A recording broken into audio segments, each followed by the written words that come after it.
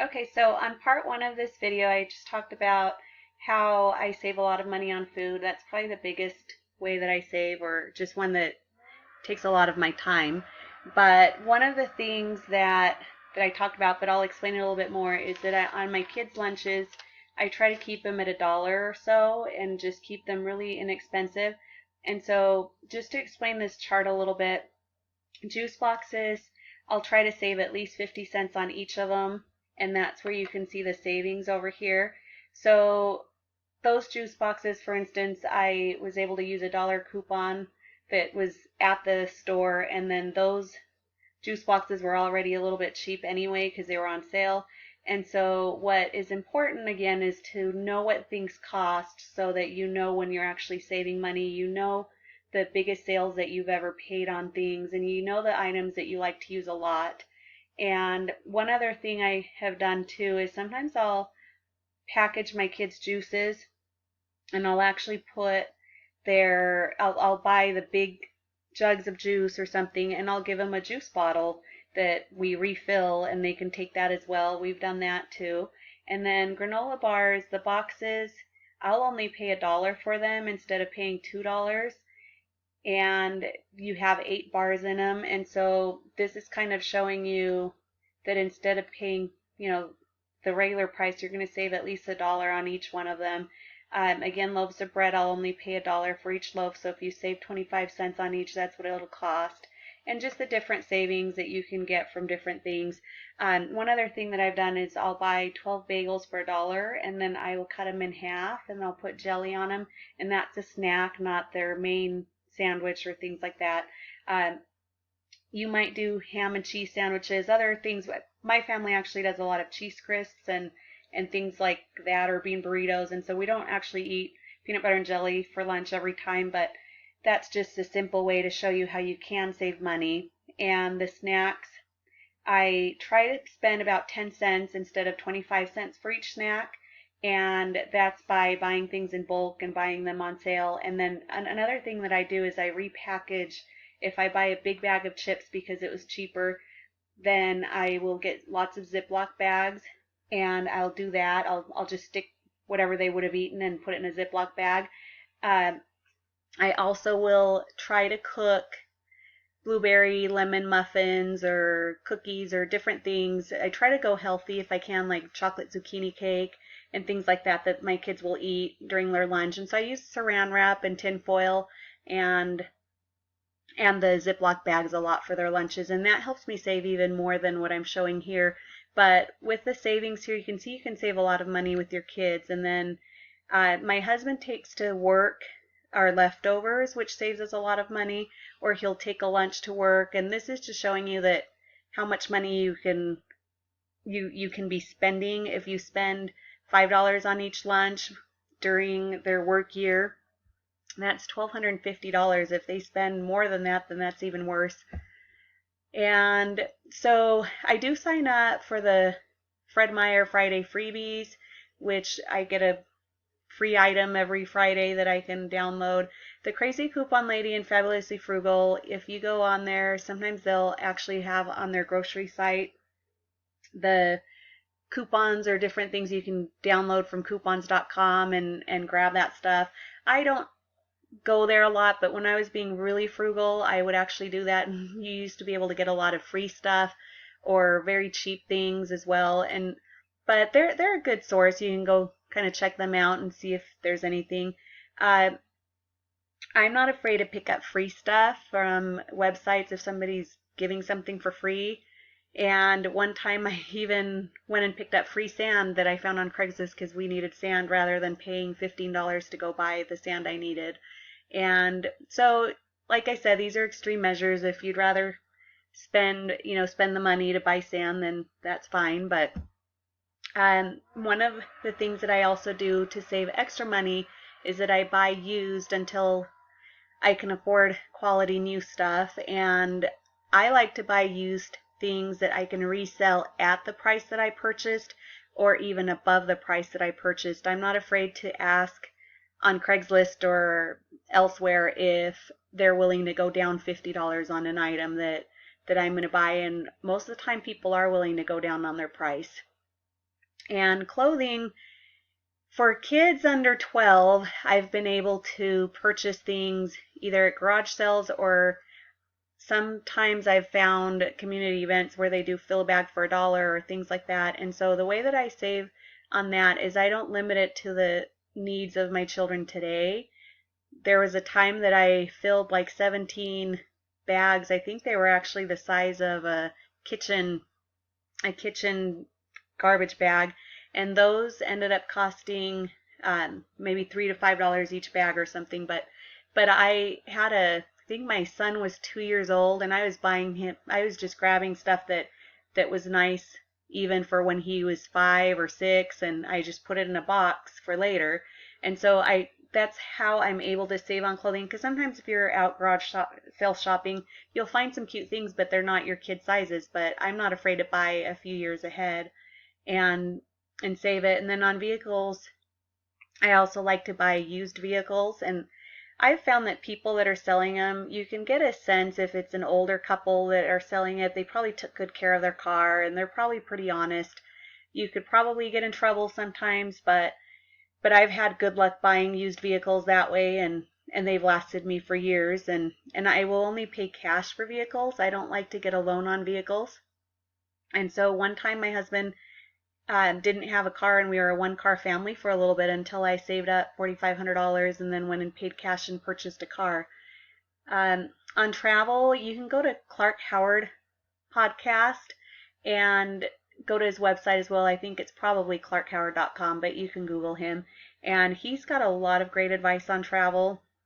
And I've got a lot of my own, but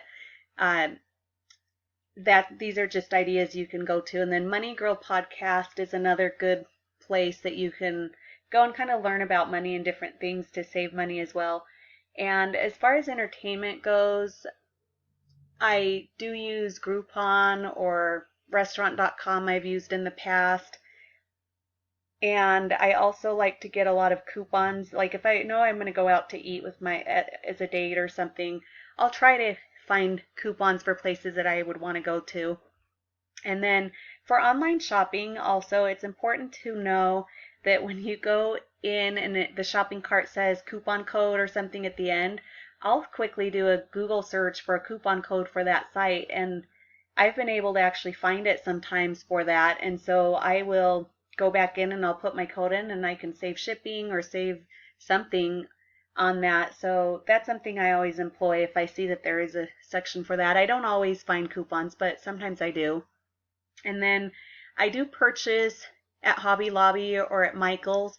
I'll purchase items that aren't hobby related, and I'll use their 40% off coupon, and then I can either gift them, or I've used them for birthday parties. I bought some cupcake stands there before that would have been more expensive at Walmart, but with my 40% off coupon, they were cheaper there. So, I try to find items that I can use those coupons with. And these are just examples of some of the things that I save on. So one of the things, I do try to have shoes for my kids as much as possible for later years. If they're in a size 2 and I see a good sale on a size 3, I buy it. And once they're starting to get 11 or older, you kind of can't do that so much because their styles change and they're kind of a little bit pickier. But as kids, they're not as picky, and they'll wear what you give them. And so I do try to have things for later so that I'm not in a bind when it's time to buy shoes. And then it's hard and you just pay regular price at that point.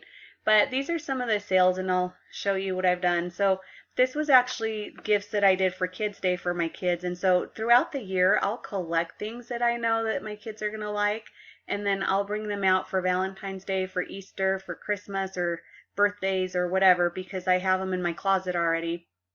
The Walmart clearance section sometimes will have good things. Like this I got for $2. I got this guy for $5, and he's a Flip-A-Zoo that my son had wanted forever. And I bought a couple extras for birthday party gifts, and so had those in my closet as well. And then Kohl's has some pretty good sales as well, where I'm a member of their Yes to You rewards, and so I'll always, like, get a $10 off coupon, a $5 off coupon, and then I'll combine those by going to their clearance section and purchasing items there. And so this whole jacket was already on discount, and then plus my coupons, and then I added the 30% off.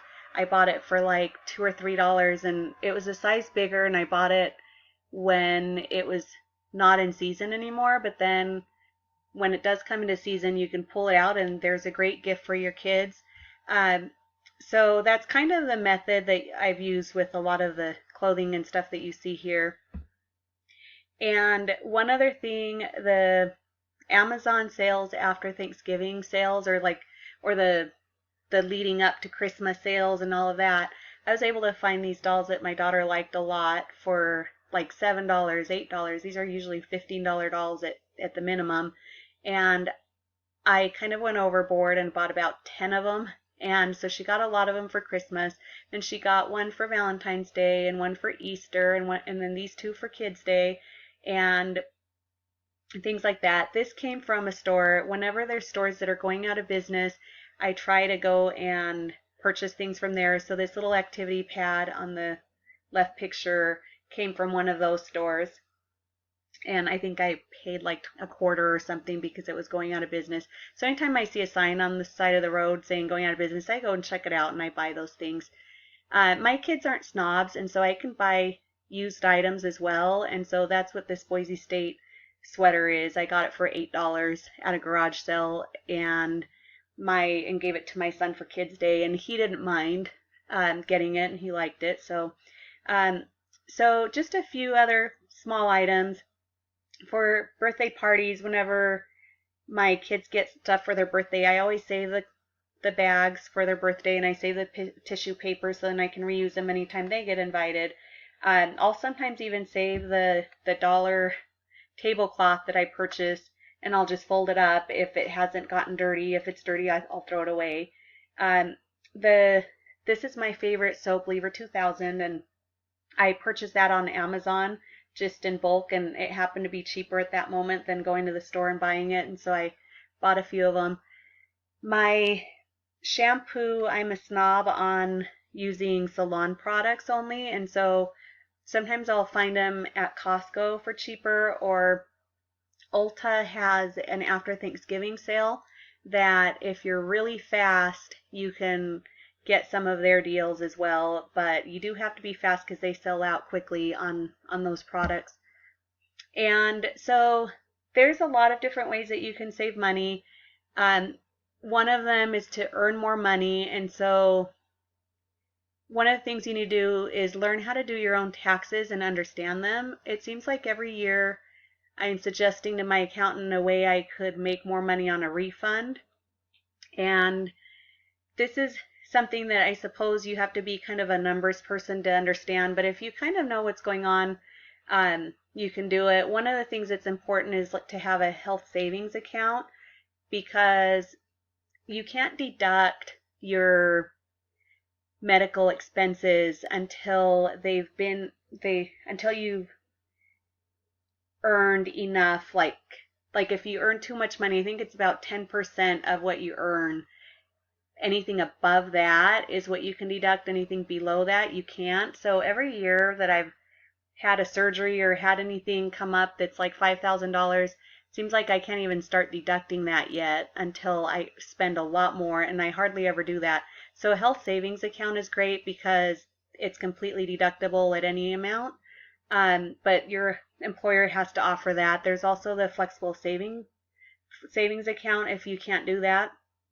And so you can, but with that one, it doesn't roll over, so you have to be careful to not go overboard on what you save. So these are ways that you should be able to save money by knowing how to do your taxes. This is just one of the ways that I can show you. Starting a home-based business is also important, investing in real estate and stocks, and then continuing education. I go to the library and I read a lot of books, and so these are kind of ways that I know how to save money and earn more money. And giving back is important too, and it kind of helps you be able to kind of add it all together. So this is the end of the saving part, and there's more to learn about different things.